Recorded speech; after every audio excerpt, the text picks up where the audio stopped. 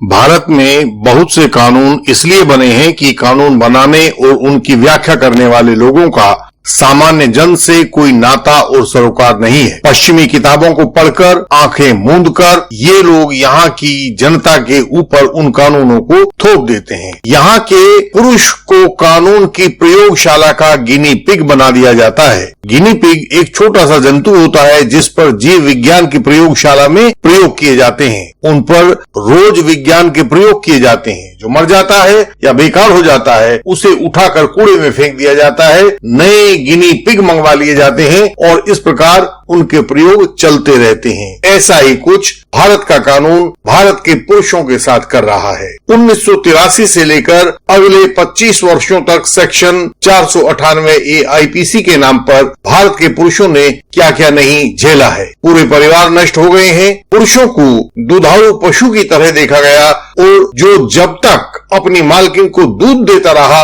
उसे जिंदा रखा जाता था। जिस दिन वह दूध देना बंद कर देता था उसे कानून की कत्लगाहों में रवाना कर दिया जाता था। मंशा यह थी कि अब दूध देने के बाद उसे कत्ल करके उसका चमड़ा और मांस निकाल लिया जाए। वर्ष 2007 के बाद से दिल्ली जैसे बड़े शहरों में तो स्थिति कुछ सुधरी है, लेकिन छोटे न्यायिक स्टेशनों में हालत अब भी अफसोसजनक है। मध्य प्रदेश में भोपाल के नजदीक उदयपुरा से लोहड़ी के बीच में एक स्टेट हाईवे है।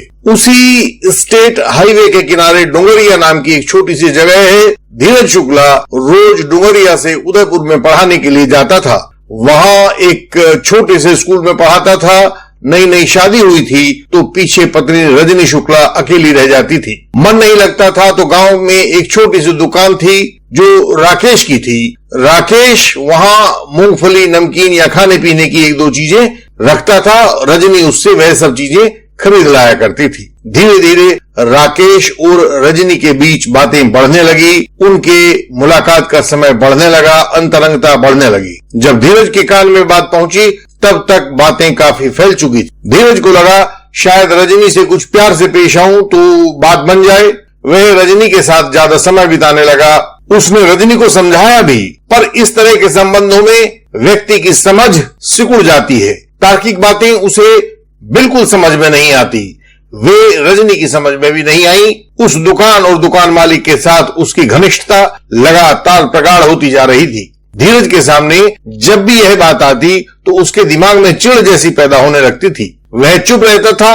सुबह नौकरी पर जाता था और जब सायंकाल को गांव में लौटता था तो वही चर्चे उसे सुनने को मिलते थे। इसी बीच रजनी को एक बेटा हुआ। घर में कोई बड़ा बूढ़ा मदद करने वाला था नहीं तो धीरज ने कुछ दिनों की छुट्टियां लेकर उसका प्रसव काल भी अच्छे से निभा दिया। बच्चा 1 महीने का हुआ तो रजनी मायके जाने की बात करने लगी। धीरज को लगा कि वहां उसके मायके वाले होंगे तो बच्चे के पालन पोषण में सहायता करेंगे, लेकिन भविष्य को तो कुछ और करना मंजूर था। रजनी मायके तो चली गई लेकिन कभी वहां से वापस नहीं लौटी। जब धीरज ने बहुत जोर दिया तो भी रजनी पलट कर नहीं आई। हाँ, एक दिन पुलिस का फोन आ गया। धीरज के खिलाफ 498A 406 आईपीसी की शिकायत पुलिस में दी गई थी केस दर्ज करने के लिए। समझौते के लिए आईओ ने कई बार बुलाया लेकिन समझौता ना होना था और ना हुआ। बात भी साफ थी, कुछ मसला होता तो सुलझ जाता। यहाँ तो बिना समस्या के धीरज को दुखी करने के लिए यह केस डाला गया था ताकि उससे खर्चा मिलना शुरू हो जाए और वह उस रुपये से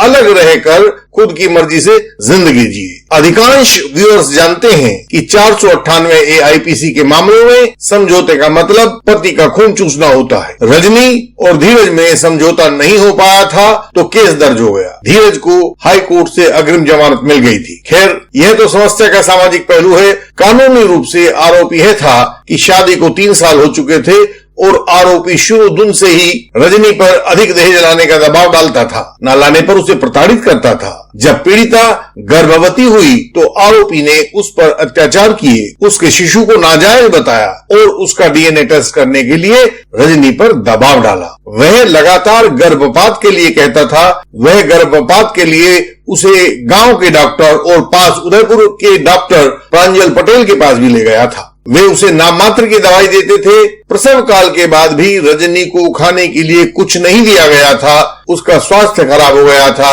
और रजनी केवल अपने मायके वालों के सहारे ही जिंदा थी। आखिरकार हारकर उसे अपनी जान बचाने के लिए अपने मायके में जाना पड़ा। जैसा कि आमतौर पर होता है, और भी कई आरोप थे कि आरोपी कैसे कैसे रजनी पर अत्याचार करता था, लेकिन हम आज का फोकस गर्भावस्था, प्रसव, शिशु और उससे संबंधित लांछन तक ही सीमित रखना चाहते हैं। कानून यह है कि अपने वैवाहिक पार्टनर के चरित्र पर आधारहीन तोहमत लगाना क्रूएल्टी की श्रेणी में आता है। यहाँ तो आरोप जबरदस्ती गर्भपात की कोशिश का भी था। धीरज की नौकरी, प्रतिष्ठा, मान सम्मान सब कुछ दांव पर लग गया था।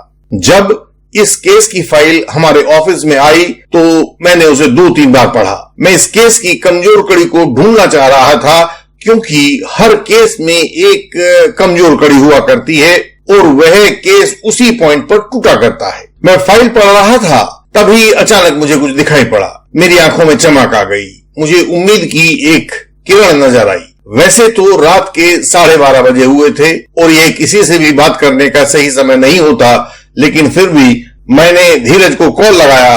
वह भी चकित हो गया, पर उद्देश्य कुछ दूसरा था। मैंने धीरज से कुछ सवाल किए और उसके बाद संतुष्ट हो गया कि जो कुछ भी मैंने गौर किया था फाइल पर, वह अपने आप में सही था। गवाही के दिन प्रोसिक्यूट्रिक्स कोर्ट में आई। वह शपथ लेने के बाद अपना बयान शुरू कर चुकी थी। प्रोसिक्यूट्रिक्स ने बताया कि 23/6/2013 को उसका विवाह धीरज के साथ हुआ था। पहले दिन से उसे अधिक दहेज लाने के लिए उत्पीड़ित किया जाने लगा था। धीरज उससे 5 लाख रुपए नकद, सोने की चेन और अंगूठी तथा एक मोटरसाइकिल चाहता था। ऐसे भी और बहुत सारे उसने आरोप लगाए थे। उसके बाद उसने बताया कि जब यह बालक मेरे पेट में आया तो धीरज ने इस बालक के ऊपर भी नाजायज होने का आरोप लगाया, तोहमत लगाया। इसको अबॉर्ट करने के लिए बार बार दबाव बनाता था, मुझे मारता पीटता था, भोजन और पोषण भी मुझे नहीं दिया जाता था। 4 सितंबर 2014 को मुझे एक बेटा पैदा हुआ। प्रसव के बाद मुझे खाना तक नहीं दिया गया, बल्कि जो मुझे पहले मिलता था वह भी बंद कर दिया गया। मुझे लगने लगा कि मैं और मेरा बच्चा खाने के बिना मर जाएंगे। मेरे बच्चे को नाजायज कहा जा रहा था, तो मैं अपनी जान बचाने के लिए अपने पिता के घर आ गई। मेरे पति धीरज ने मेरे ऊपर तथा मेरे बच्चे के ऊपर न केवल क्रूरता की है, बल्कि हमें जान से मारने की कोशिश भी की है। अब इस प्रोसिक्यूट्रिक्स का क्रॉस एग्जामिनेशन होना था। हमने दिल्ली से क्रॉस एग्जामिनेशन को तैयार करके भेज दिया था।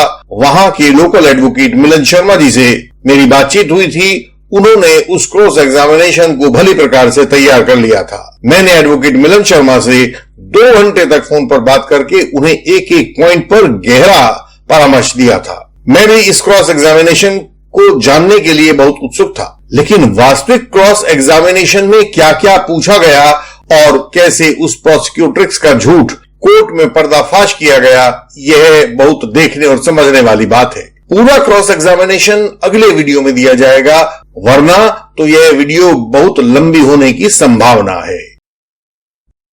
आज ऐसे अनेक लोग हैं जो झूठे आरोपों के लग जाने से निराश हो चुके हैं। हम उनके मन में आशा की किरणें पैदा करना चाहते हैं। हम उनके सम्मान को लौटाना चाहते हैं। झूठे आरोप लगाना बहुत आसान है। कोई भी किसी भी मुकदमे में झूठे आरोप लगा सकता है। रेप का झूठा आरोप लगा सकता है, शादी के बहाने रेप का झूठा आरोप लगा सकता है, 498 आईपीसी का झूठा आरोप लगा सकता है, घरेलू हिंसा या डोमेस्टिक वायलेंस का झूठा आरोप लगा सकता है। ये सब कानून के दुरुपयोग हैं और अनेक महिलाएं आजकल इस तरह कानूनों का दुरुपयोग करती पाई जा रही हैं। अदालतों ने भी इस बात को महसूस करना शुरू कर दिया है और उसे अपने फैसले में नोट भी करना शुरू कर दिया है। झूठे आरोपों की एक मुश्किल यह होती है कि उसे लगाया तो आसानी से जा सकता है, लेकिन उसे साबित नहीं किया जा सकता। यदि सही ढंग से आरोप लगाने वाले का क्रॉस एग्जामिनेशन किया जाए तो झूठ अपने आप फूट फूट कर बाहर निकलने लगता है। आप पर यदि कोई झूठा आरोप लग गया है तो हमें बताएं। हम आपके साथ सहयोग करने के लिए वचनबद्ध हैं। हमारे इंडियन लीगल सिस्टम के सदस्य बने और अपने कंप्लीट डॉक्यूमेंट्स हमें व्हाट्सएप या मेल द्वारा भेजिए। हम आपके साथ हैं। हमारी संस्था के सदस्य बने। यदि आप फीस पे करने की स्थिति में नहीं है तो फीस में उसी तरह की छूट आपको दी जाएगी। जरूरी हुआ तो हम आपके लिए, आपके एडवोकेट साहब के लिए क्रॉस एग्जामिनेशन को तैयार करके आप तक भेज देंगे, ताकि आपके लोकल एडवोकेट जब प्रोसिक्यूटर्स का क्रॉस एग्जामिनेशन कर रहे हो तो उन्हें उसमें सहायता मिले और झूठी प्रोसिक्यूटर्स को कोर्ट में बच निकलने का कोई मौका नहीं मिले। आप हमारे YouTube चैनल को लाइक कीजिए, शेयर कीजिए, सब्सक्राइब कीजिए। आप नीचे दिए गए बेल आइकन को प्रेस कीजिए ताकि सभी आने वाली नई वीडियोस आपको मिलती रहें। आप हमारे YouTube चैनल की सब वीडियोस को देखिए। हर एक वीडियो में कोई ना कोई खास पॉइंट अवश्य है, उसे मिस नहीं कीजिएगा। हम अगली वीडियोस में आपसे फिर मिलेंगे। तब तक के लिए प्रणाम।